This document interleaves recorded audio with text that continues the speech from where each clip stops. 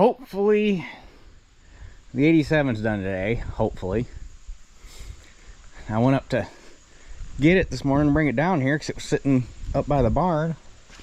And we get up there and Teeter saw something and she was trying everything she could to get up on top of this mud shield in between it and I mean, she was trying. And I guess I thought a little bit of it, but not too much, because anytime I get near a combine and she knows I'm going to start it, her and Lily both start running circles around it because they're sure that a mouse or something's going to run out. And I'm looking in there and I stuff my head in there and I can't find nothing. I don't see nothing. I don't know what she's looking at. So I just blow it off and I hop up in the combine and start it up. Minute I bump the key, Chipmunk comes running out from under the feeder house. She's hot on its tail. And you know, we got that trench dug around the barn up there at Grandma and Grandpa's old place to get the pressure off the wall. And I mean, it's up there in the front. You stand in it, it's probably about 6 foot deep ish, you know, about the level of the top of my head. That Chipmunk dives off into that ditch and Teeter Superman's off the top, and I didn't like run down it. She yeeted right off the edge of that trench into the bottom of it. I don't know how she landed because I was sitting in the combine. I was like, oh crap, she just broke her legs. She came running back out. Didn't have a chipmunk. She almost had it for a minute. Didn't ya? Yeah, did you almost get the chipmunk? Did you almost get the chipmunk? So, anyhow, first thing I'm going to do is pop the door off. I'm going to have Dad TIG that hinge back on. I can kind of TIG, but I'm not good enough, and when it comes to important stuff, you're better off let Dad do it if you want it to stick and be right the first time. I'll get there one of these days, but it ain't there yet. So I'm gonna do that, and then I'm gonna open my box of goodies and we'll just start working our way around putting stuff back together.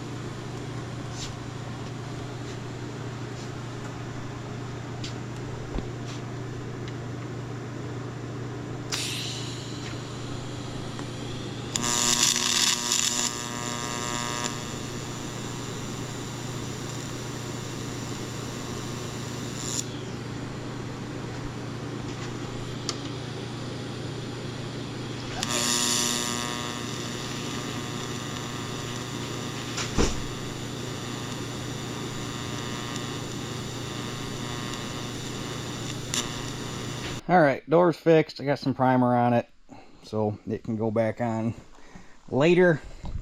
They did not make that easy to get off. It's about, I don't know, probably about an 1/8 inch shy of coming all the way out of the pins with the roof where it is. So you have to take both hinges loose, the 2 bolts that hold the front on, the 1 bolt that holds the back down, and then you can pry this edge of the roof up and then it'll go out. So that was fun. But anyhow, we got my box of goodies here. This is the gear oil supplement I was waiting on. It came in an AGCO box, got the AGCO part number, but it's a Wins High Performance Lubricant Supplement. It doesn't say exactly what it is. There's no like ASI rating number or ASNI or whatever that lubricant rating number is that you use on oil and stuff. I even went on their website and looked to see what it was, and their fact sheet on it doesn't say anything more than what it says on the bottle. So, quiets gear and bearing noise, reduces friction and wear, prevents corrosion. But it doesn't say what it is or how it does it or why it does it. So, we'll go with it. But it's supposed to take, where's my manual? Got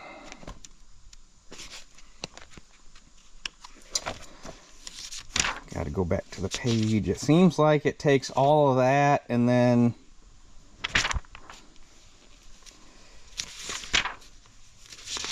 cylinder drive, variable speed, 92 and 93. Oh, that's belt replacement. Where's lubrication? Is that lubrication? That's operation. Where's lubrication? Lubrication and maintenance, 22.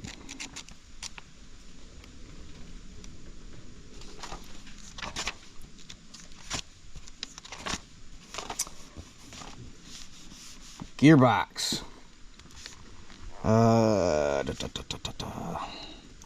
4 1/4 ounces of lubricant. That's only 4 ounces, so we're gonna go with it. Oil level vary according to position, usually with a new belt. 1.5 pints.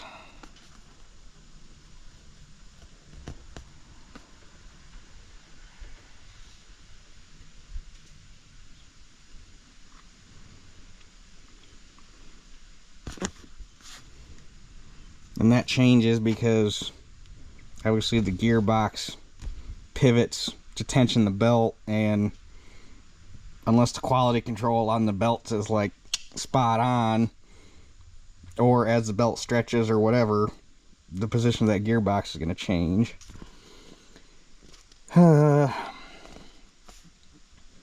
So I guess we'll just I mean, when I checked it last year, it was at the level plug hole, so I guess we'll take it up to the level plug, put the plug back in, give it 1 or 2 more pumps and call it good, and that should be plenty. Alright, it says to add this stuff first so that it mixes while you're putting the rest of the gear lube in.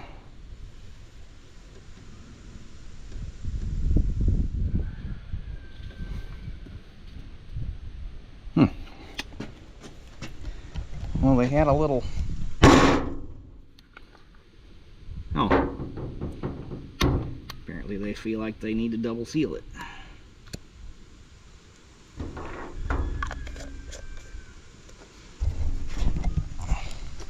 That's better.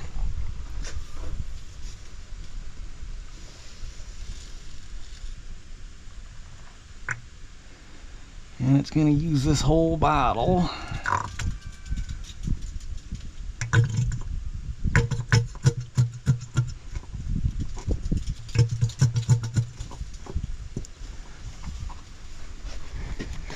So there you go. If you need any gear lube supplement for your white combine with a 2-speed cylinder drive gearbox, that's the stuff AGCO sends you.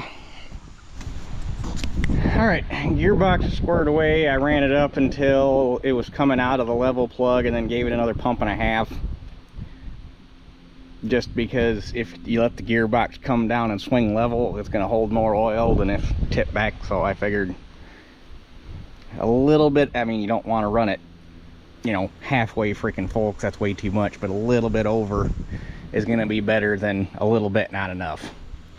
So, because I'm not going to go as far as to say that those gearboxes were considered a weak point on this combine. They're plenty stout, but most guys that ran these combines will tell you if you want them to live, you got to keep up on the oil in them. Keep oil, or you keep good clean oil in them, you keep the supplement in them, you won't have a single issue with them. But you let the oil get dirty, that's when they start becoming a problem. But that being said, that could be said for just about any gearbox, so it's not like it's an issue specific to this combine. It's just you gotta be maintenance savvy, or whatever you want to call it. So these things go in easier with a hammer and a punch, so I got 10 of those to put in, and then the rotary screen will be squared away. All right, all the pins are in the seals. And another tip for these things, And then it honestly probably goes for any combine that uses a rotary screen, at least one that you can engage and disengage.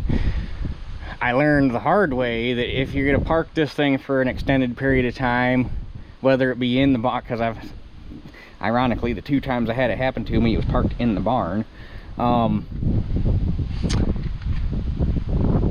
If you're going to park this thing for an extended period of time, you're better off to park it with the rotary screen disengaged, because this thing will get a little bit of surface rust on the ring that the seal runs on, and then it'll stick to the seal, and then you go to start the combine up and it'll burn the belt, and you don't know until you get out and see that the rotary screen's not turning, because it'll smoke that belt so fast it won't even make it smell. But if you park it disengaged, when you go to engage it, you can see that the rotary screen turns and that it's free. And if you would go to engage it and the rotary screen doesn't turn, you know, you got to reach up there. And the one time I physically had to take a screwdriver and peel around the seal to get it loose, but the other time it happened, I was able, or the other time it happened after the belt burned, and then a few times that I've caught it beforehand after I learned my lesson. You can reach up there and just yank it by hand and you'll feel it pop loose, and then you're good to go. So another tip for if you run one of these things. What I've been brainstorming in the back of my head, and it would be a lot of work, but I think it would be cool, and I have to figure out what model of combine would be closest. I'm pretty sure the Deere 4420s went to a flat screen in the later years, but it would be cool either off of a 4420 or a 6620, whatever size would be the right size rotary screen. It would be cool to find the parts to put a flat screen off of. A Deere would probably be the easiest. I don't think IH ever had a flat screen on any of their combines. Well, I know they didn't, because IH never had a saddle or a side mounted engine like this. And I don't know, I'd have to go and look.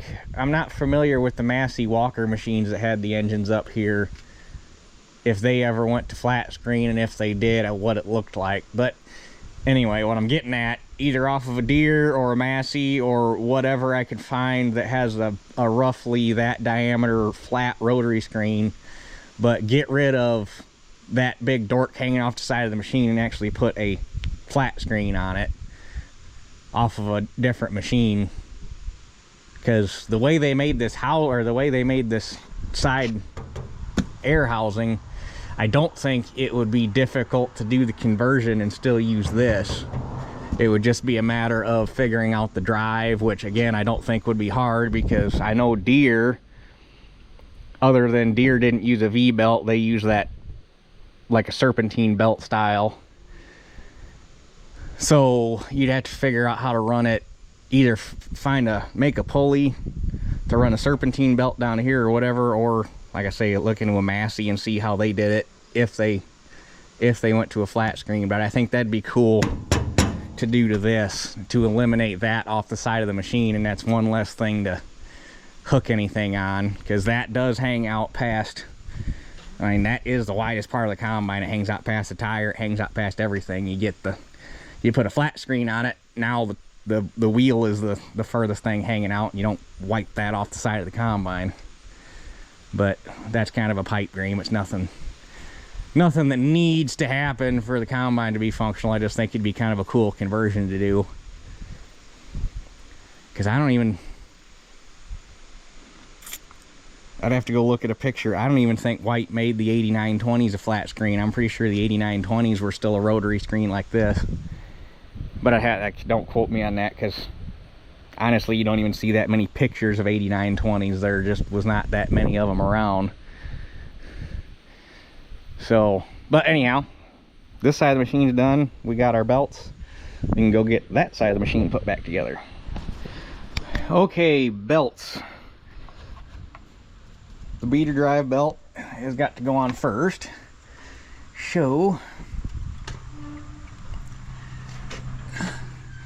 Oh, and we were talking in the last video I believe it was the thresher drive. One of them up in there has 4 groove pulleys, but they only used a 3 groove belt. The 8900s used the 4 groove belt, and the 8700s used the 3 groove. And I just find it weird that just from the standpoint of having to carry fewer parts, they just didn't, even if the 87s didn't need the load transferring capabilities, you'd thought they'd just use the 4 groove on both of them, but they didn't. Not that it's important, it's just something I thought was odd. Okay, so we have to get this guy up here.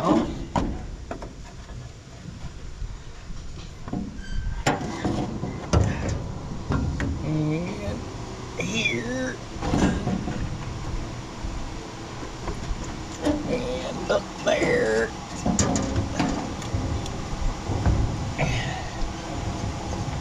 We're gonna get it all the way up there first.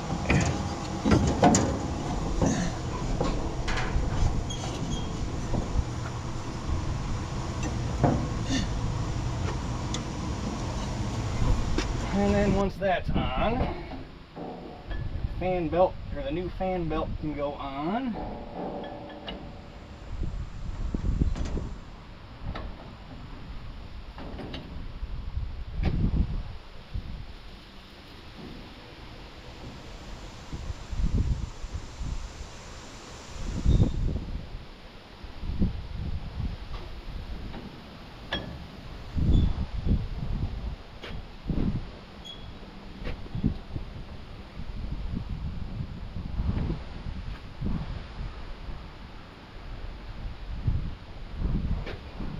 Why you gotta be difficult like that?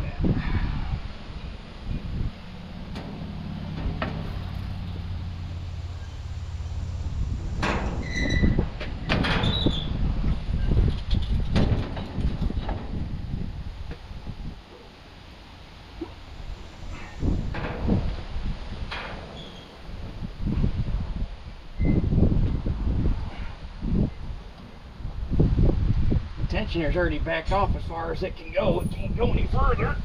There we go. Okay. A few cranks on that, tighten it up. And then last but not least, our new tailings drive belt can go on.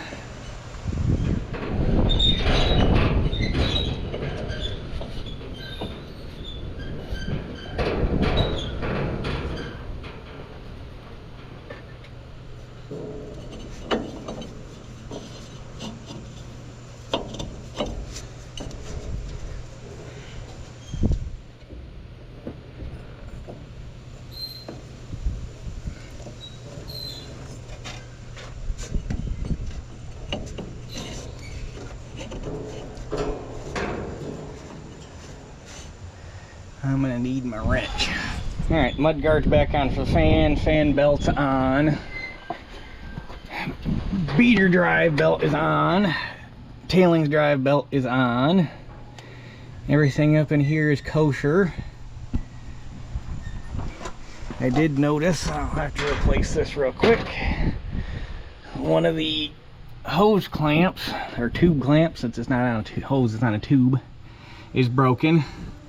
And that tube's been vibrating up against the end of that bolt. Luckily it hasn't put any dents or any wear in the tube, it's all wore around the bolt, but that could have been bad because that's the main suction line for the charge pump on the hydro, and that would suck some oil, or that would suck the reservoir dry really quick if that put a wear hole in it. So I'm gonna go see if I can find the right size clamp to replace that. Interesting. Wonder what made him use plastic shims instead of metal ones for that.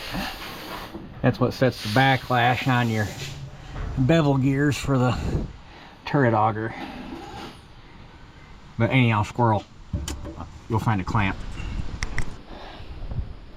Okay, so this side of the machine should be taken care of. I got that clamp on. I'm glad I caught that, because like I say, if that thing would have bore a hole in it, that would have been a bad day. So the last thing, I got the primer's dry on the door. I got some body emblem. It's 3M, they call it emblem, and something adhesive. It's in a black tube, but it's made for doing stuff. I got that glued down, so that's setting. Once that's ready, the door can go back on.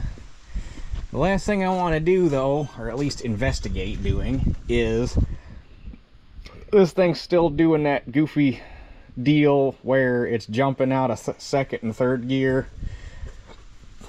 And I still think it comes down to second and third gears on this newer replacement cable. This, obviously, the one with the red is the original one, and then this one's been replaced at some point. I don't think this one is 100% right for this machine. I think the stroke, well, I know for a fact because you can pop it into gear with a screwdriver, and you don't have enough stroke in if, like, say you shove it all the way into third, which is in, and you get it adjusted right to where it catches the third gear detent, then you don't have enough stroke to pull it back into the second gear detent, and vice versa. You get it set up for second gear, it doesn't want to make third gear all the way. So you kind of got to find a happy medium where it doesn't really necessarily fall into both or either detent, but it's far enough in that it stays in gear. Well, I think that's a problem with the cable, I think. So what I want to do before I get too carried away is unhook this first gear shift cable, because this one's original to the machine, and see how free it moves. Because at first gear, obviously, you hardly, I might have used it one time last year running them tracks, maybe when I was climbing some hills. I can't remember, but it hardly ever gets used, so I don't know how stiff it is. So I want to see if it moves freely, and if it does, I'm thinking I might take those cables and flip-flop them and put this, see how the strokes compare to each other, and possibly flip this one over to second, third gear and see if it makes any difference, because that's kind of annoying. Okay, I got it unhooked, so let's come move it with the gear shift and see. It's really weird not having the door on this thing. So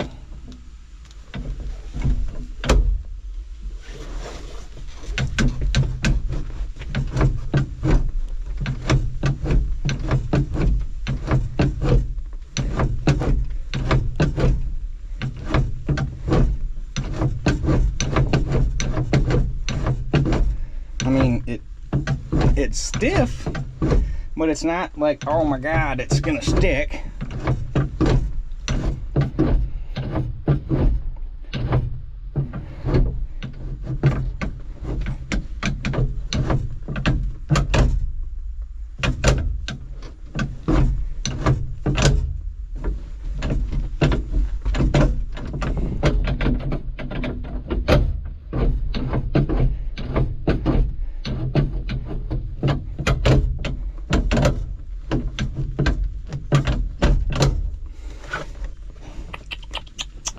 I think it's worth a shot, because if my fear is, if I order a new cable from Agco, which it'll probably be a new old stock, because I doubt they're having these cables made new. If I find one, I'll probably get lucky like I did on the hydro cable, and there's a new one, a new old stock one sitting on a shelf somewhere, which is how I ended up with that hydro cable. My fear is if I order it, I'm going to be in the exact same situation with the one that's on second, third gear now. It's if my whole theory is correct, and it's the cable's doesn't have quite enough stroke anyhow. Which I don't know on a push-pull cable why they would have a finite amount of stroke. You'd think they'd have an adjustable, not necessarily infinite, but a very wide range of stroke. That way you don't end up in this situation. Because if it had an extra 1/4 inch of stroke, it'd be fine, but it doesn't. What was I saying? Oh yeah, my fear is if I order a new cable from Maybaugh, I'm going to get the same one that's on it now, and they run into the same issue. So that's why I want to see if that original cable works, and if it does, I can take that one somewhere and have it replicated, or maybe get lucky and even take it somewhere and say, hey, can you make this cable but give it an extra inch of stroke or something, so that I got enough adjustability to make it hit second and third all the way. So I think it's worth a shot. We're gonna go for it. All right, it took a hot minute, but I finally got the cable swapped. That turned into a project. But definitely worth it, because I don't know if this cable is just physically wrong for the machine, or if because there's a spot here, there's a spot there, there's a spot a little further up where the jacket's off of it and water can get in it.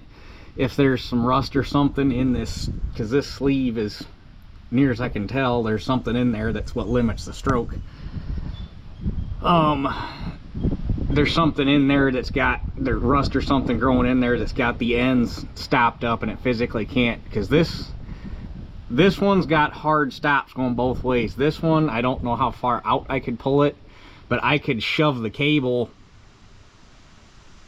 pretty much all the way up inside the jacket. I mean, I basically had no stop going in that I could feel.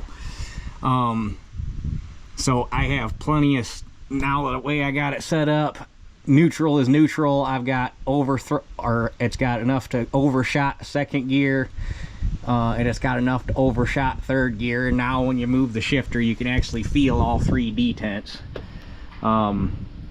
So I guess we'll see if that cures the problem, because before, with this cable on, and even even setting it up for first gear, it works in first gear, but even in first gear it was a little in first gear's only got to go in one direction.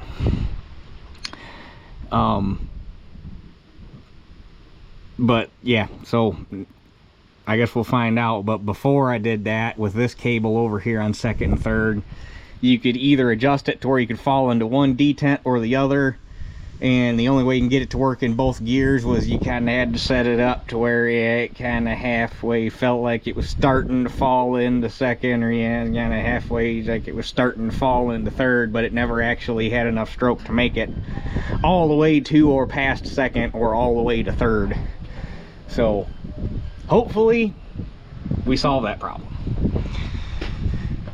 Hopefully, fingers crossed, because that's a really annoying problem to have. And I know it's not the transmission, because if you just shift it by hand, or you undo the cable and you just shift it, you know, with a screwdriver or something and push it into the detent, it's fine. It only does it when you got it hooked up to the cable. So we'll see. But now the door can go back on. Okay, door's back on. That is stressful, working it down into them hinges, and the whole time you're thinking, I'm gonna drop this thing and the glass is gonna break and it's gonna be a bad day. So now I'll set you back here in the black hole, and my little spacer block can come out, and the cab can sit back down, and then this bolt,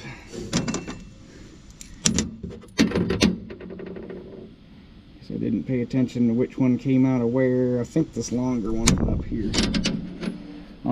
So there's, you got these holes here that bolt it to the hinges. You got that hole right there. There's one here above the mirror bracket, and there's one in the front. And that's all the bolts that hold this guy on.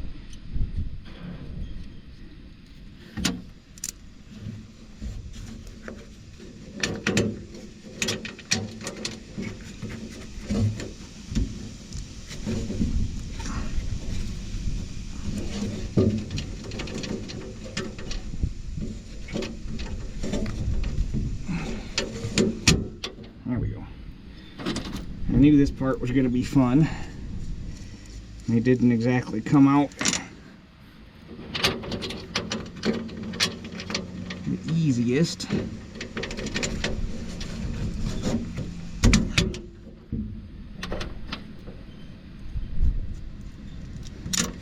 But normally, if you want to do something with the top of the cab, you just take the ring of bolts off around the outside, and you know, the hinges stay hinges and it hinges up from the engine side. But normally you don't have to take the door off. So I'm gonna call around Tuesday and see if I can come up with a door strap, and then hopefully we don't gotta ever worry about that hinge breaking again, and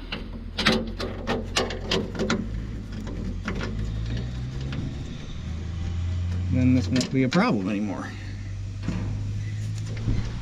Okay, doors on, cab's bolted back down. I found one thing that's probably gonna need attention in the future, but we'll have to lift the cab top up the correct way to do it. I couldn't figure out when I took this center bolt out right there why they had it all smeared with silicone, and apparently the bolts or the threads are stripped out in the captured nut that's in the cab roof, so they just smeared that silicone in there to hold the bolt in there, because it threads in but it doesn't tighten up. So, but the one last, I ain't ready for all that. Although as scary as it is, it's getting to be about that time of year. The last thing I gotta do is we gotta fix this little crack here. Because if that breaks all the way, we're gonna have a lot of corn all over the engine and back of the cab. So 6 bolts will pull this out. We can weld that up, put it back in, and then we'll be squared away.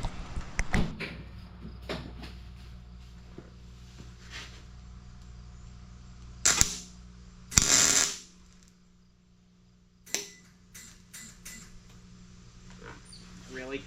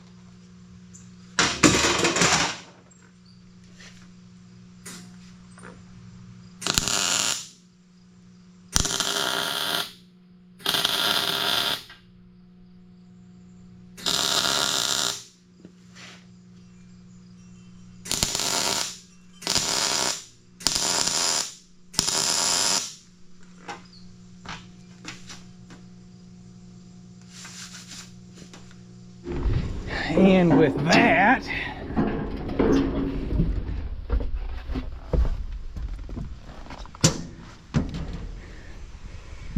that's our crack. It's fixed, ready to go. That's all I can think of. So I guess we'll run her back up to the barn and see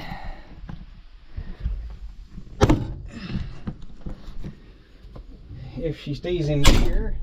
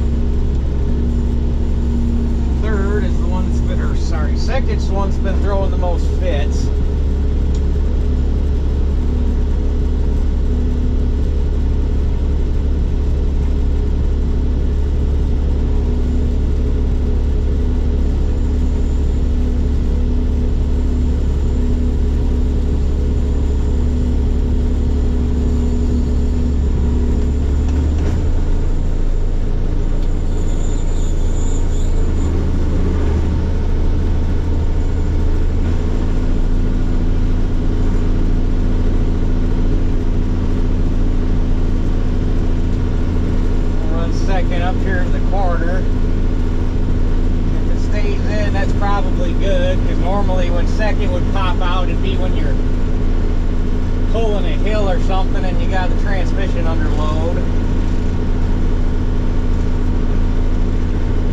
And then third would like to pop out when you shifted from second to third. You'd have to shift. The only way I could get it to stay in third, you put it in third, you take off, you'd feel the shifter start to walk out of gear, you'd hit the hydro dump, push it back into gear, and you do that 2 or 3 times and it finally stayed.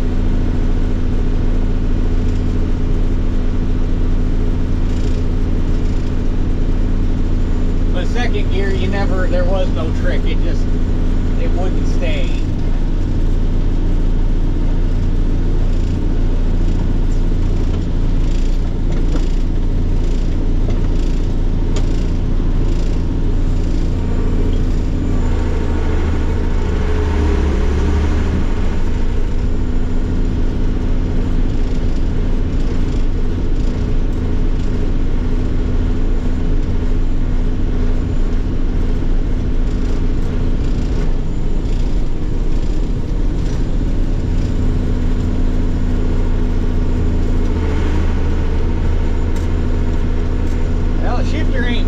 So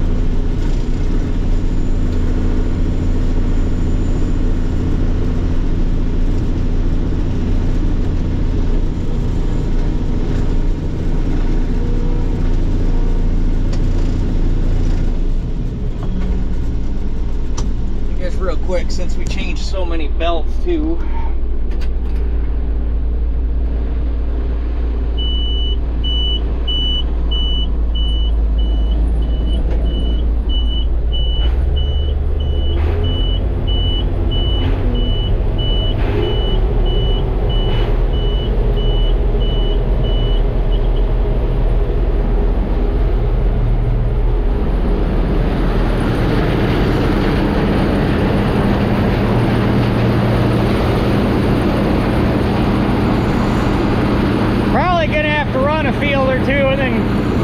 go back through and recheck all those belts that I had off just to make sure. Most of them are spring tension anyhow, so they should be good, but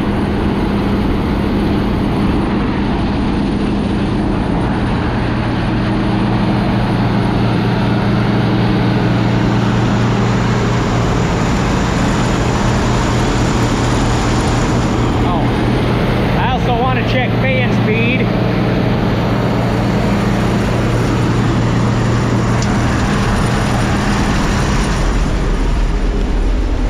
I would have checked it before I took it apart so I could put it back where I had it.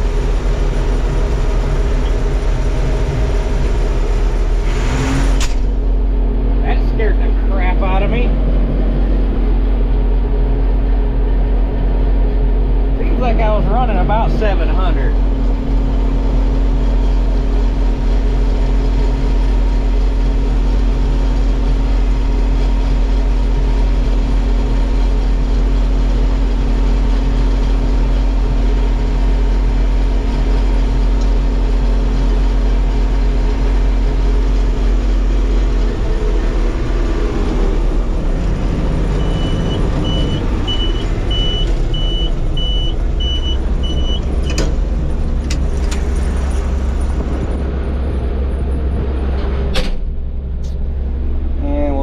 Unload real quick too,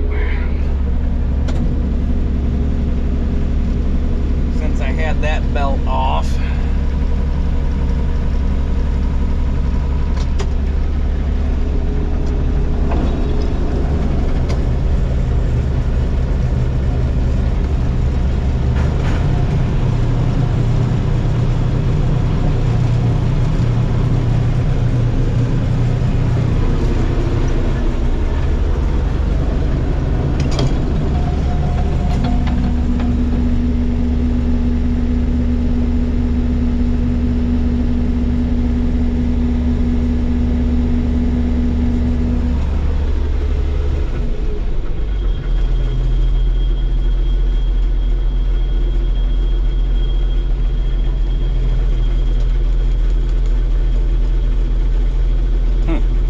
gauge is going goofy or if the sending unit's going goofy.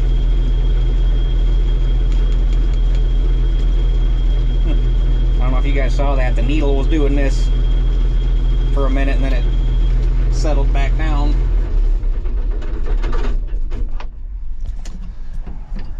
Okay.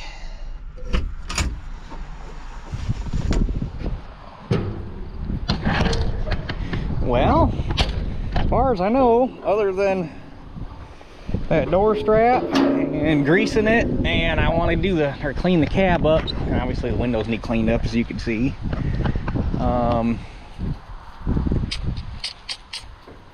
This one should be ready to go. It's gonna hang out here until we have time. I gotta mess with the corn head this week. The only big thing I know of that needs done with that is last fall when I was doing that custom work and I folded up this end snout, which we're gonna do some more adjusting on them snouts, I think too. Well, they're probably gonna be a lot better with the tires on, but anyway, it bent one of the halves of the row unit. It tweaked it up, which the guy I bought this combine from, actually the guy that gave me this combine, I didn't buy it from him, just paid to have it hauled home. The guy I got the combine from said that he had on his corn head, he did that a couple times to bend a row unit when it's now folded under. He said all he had to do was put a heavy bar of steel underneath it and chain it, and then he pushed down on it with his loader and straighten it back out. So I'm hoping, I mean, when I say bent up, I mean it's just enough to visually see it and be annoying. So hopefully we can tweak that back down, get that back in line, assess the gathering chain situation. But like I say, I'm hoping I can sneak one more year out of them before I replace them all. If not, I guess it is what it is, just have to eat it. And check the gearboxes and everything, but other than that, the corn head really shouldn't have too many issues. And same thing, got to go over the grain table this week. And then I need to get the oil changed in my grain truck.